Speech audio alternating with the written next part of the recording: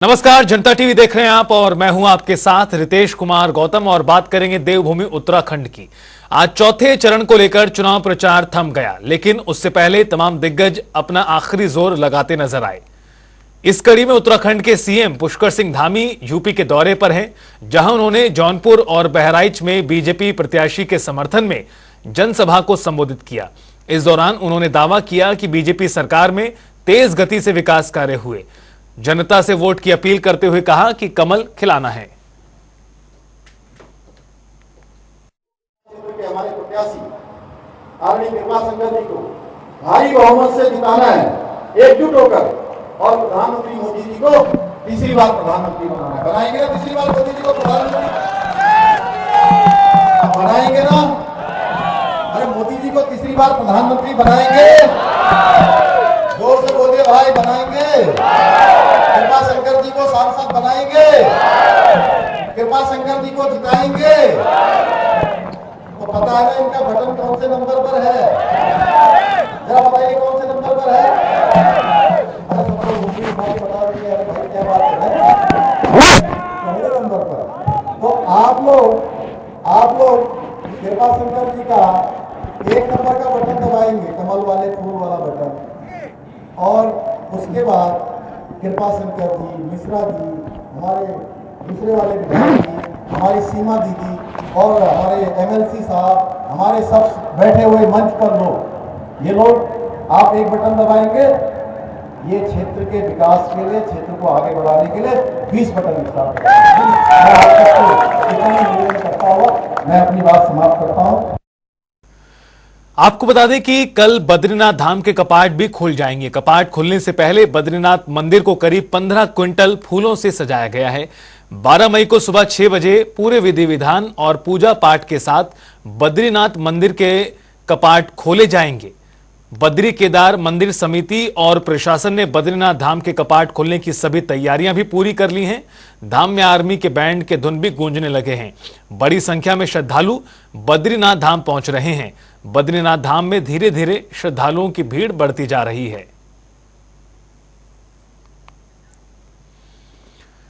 चारधाम यात्रा के लिए आज से ऑफलाइन रजिस्ट्रेशन शुरू हो चुके हैं, तो वहीं श्रद्धालु हरिद्वार में जिला पर्यटन कार्यालय और ऋषिकेश में यात्रा पंजीकरण कार्यालय एवं ट्रांजिट कैंप में अपना ऑफलाइन रजिस्ट्रेशन करवाने पहुंचे। रजिस्ट्रेशन में भीड़ को देखते हुए 20 काउंटर लगाए गए हैं। तो वहीं जिला मजिस्ट्रेट धीरज सिंह गर्ब्याल ने चारधाम यात्रा का निरीक्षण किया और उन्होंने तीर्थयात्रियों से मुलाकात की और उनका हालचाल भी जाना। चारधाम यात्रा शुरू होने के साथ पंजीकरण का आंकड़ा 23 लाख के पार हो चुका है। केदारनाथ, गंगोत्री और यमुनोत्री धाम के कपाट खुलने के साथ चारधाम यात्रा का आगाज भी हो चुका है। शुक्रवार को हजारों की संख्या में पहुंचे श्रद्धालुओं के जयकारों के बीच तीनों धाम के कपाट विधि विधान के साथ खोले गए। पहले दिन करीब 45,000 श्रद्धालुओं ने बाबा केदार के दर्शन किए, आपको बता दें, जिसमें से तो वहीं अब 12 मई को बद्रीनाथ धाम के कपाट भी खोल दिए जाएंगे।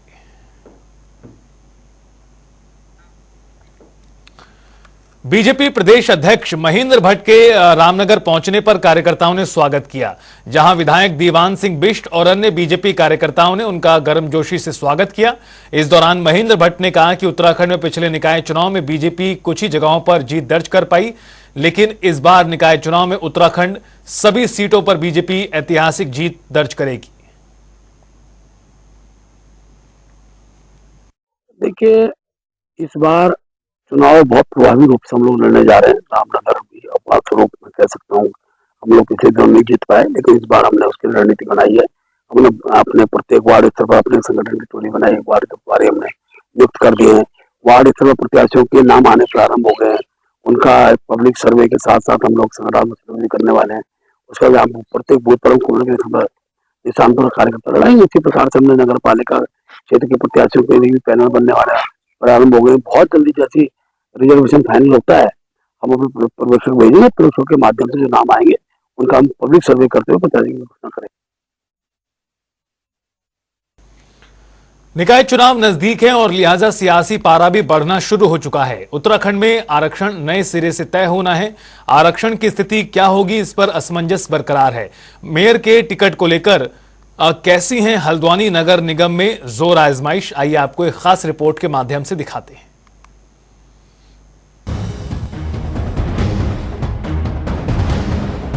हल्द्वानी नगर निगम में 60 वार्ड हैं। कुल मतदाता 2,83,000 हैं। टिकट के लिए अभी से जोर आजमाइश जारी है।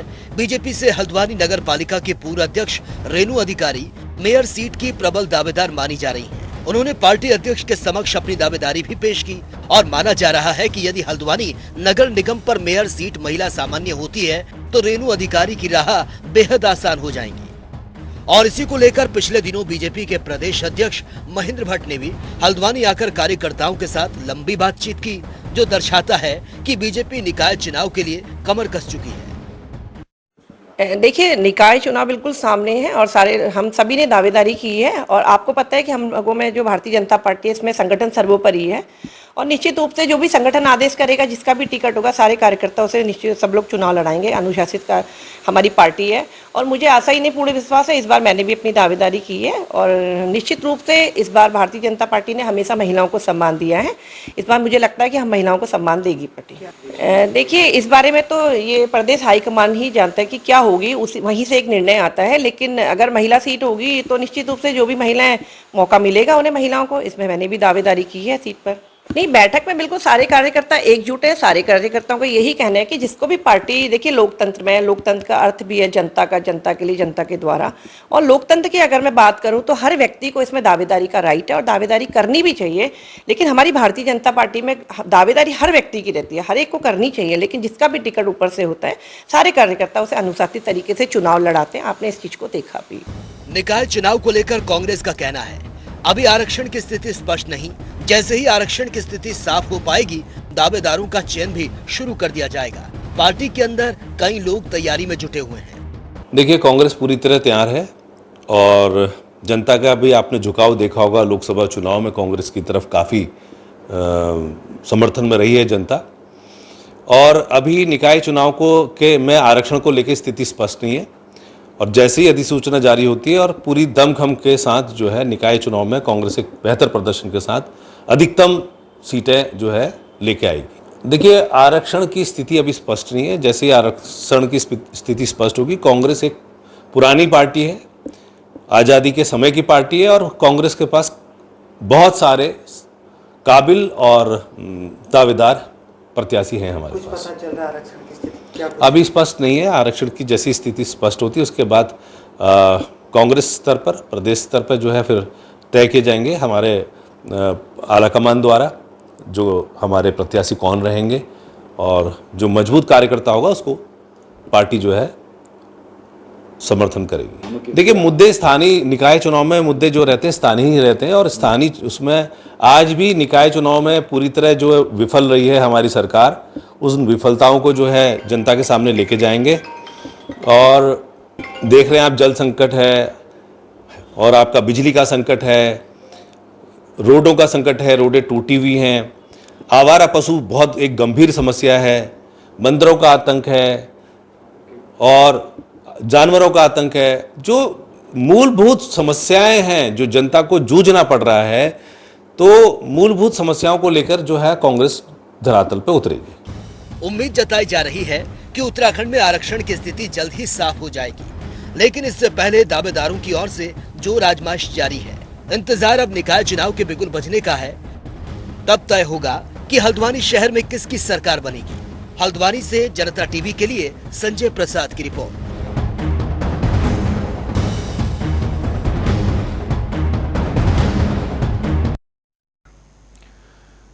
और चलिए रुख करते हैं अगली खबर का, जहां दिल्ली के मुख्यमंत्री अरविंद केजरीवाल तिहाड़ जेल से बाहर आ चुके हैं।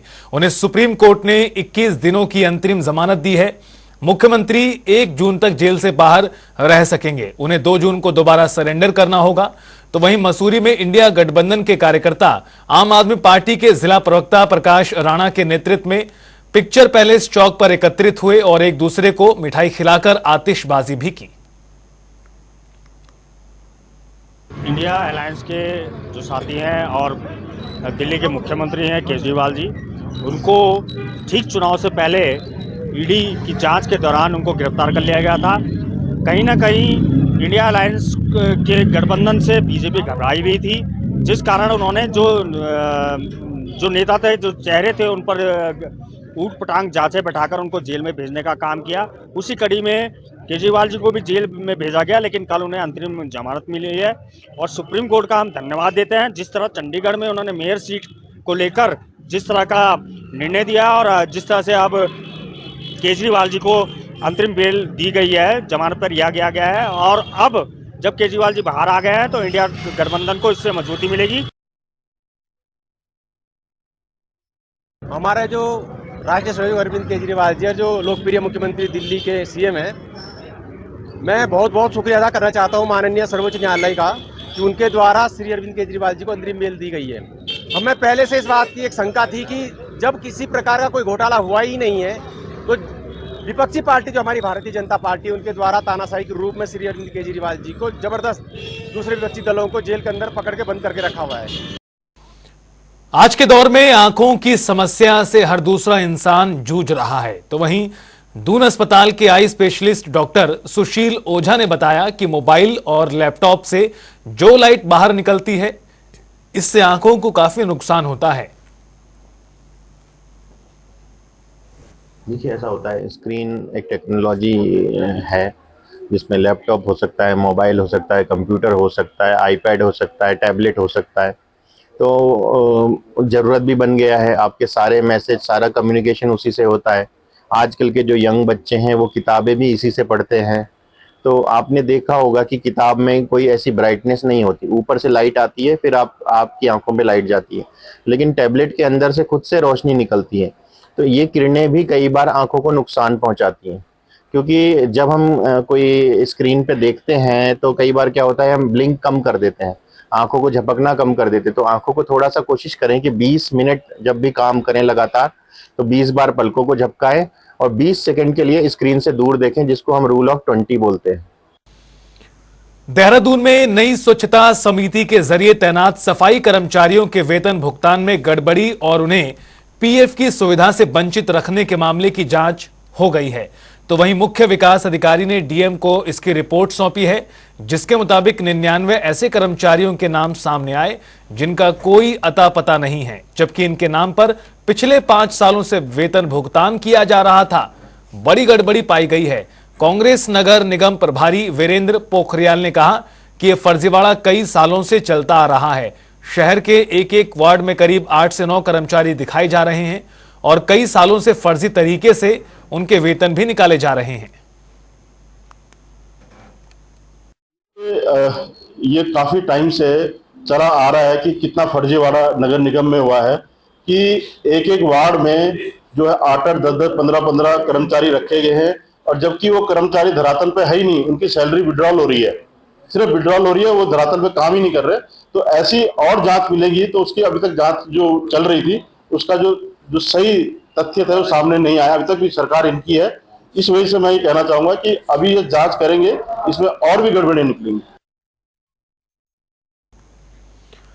तो वहीं देहरादून में सरकार की तरफ से रिस्पना नदी के पास झुग्गी झोपड़ियों को हटाने के आदेश दिए गए हैं। इसी को लेकर सरकार ने नोटिस भी जारी कर दिया है, लेकिन इसको लेकर कांग्रेस ने सरकार पर आरोप लगाया कि निकाय चुनाव नजदीक हैं और सरकार डराने धमकाने की राजनीति कर रही है।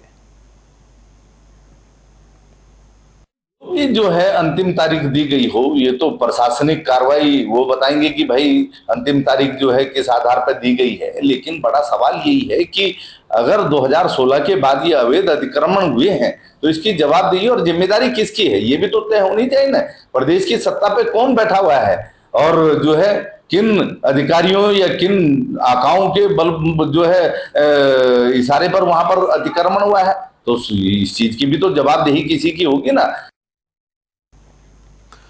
उत्तराखंड मदरसा बोर्ड की परीक्षाएं आज से प्रारंभ हो चुकी हैं। रुड़की के अरबी रहमानिया मदरसे में भी परीक्षा केंद्र बनाया गया है और इस परीक्षा में लगभग 253 छात्र छात्राओं ने परीक्षा के लिए आवेदन किया था, लेकिन 190 छात्र इस परीक्षा में उपस्थित रहे, जबकि 63 छात्र इस बार अनुपस्थित रहे, जिनमें 34 मौलवी और 11 आलिम के छात्र शामिल हैं। ऐसा लगता है कि मदरसे के छात्रों का इस परीक्षा से मोह भंग हो रहा है और या वो इस परीक्षा को लेकर रुचि नहीं ले रहे। ये उत्तराखंड मदरसा बोर्ड का एग्ज़ाम है, जोर से अरबी फ़ारसी का एग्ज़ाम हो रहा है। मुंशी, मौलवी, आलिम, फाजिल, कामिल इसके बच्चे बच्चियां हैं। 253 की तादाद में बच्चे इम्तिहान में शामिल हुए हैं। इनमें कुछ थोड़े से गैर हाजिर हैं, बाकी सारे बच्चे हाजिर हैं। और इन बच्चों के इम्तिहान देने के लिए जैसा कि आपने मुआयना किया, बेहतर से बेहतर इंतज़ाम हमने कराने की कोशिश की है। और बोर्ड से भी कुछ लोग आए हुए हैं जो हमारी मुआवनत कर रहे हैं, मदद कर रहे हैं और यहाँ के इंतज़ाम को और बेहतर बना रहे हैं। बहुत अच्छी तैयारी से इम्तिहान हो रहा है। 253 बच्चे इम्तिहान दे रहे हैं और सब व्यवस्थाएं बहुत अच्छी तरीके से हुई है। सुबह 8 बजे से 11 बजे तक 11 बजे तक ये बीच में छुट्टी है, तो 2 दिन की छुट्टी है। उसके बाद में फिर 8 दिन चलेगी।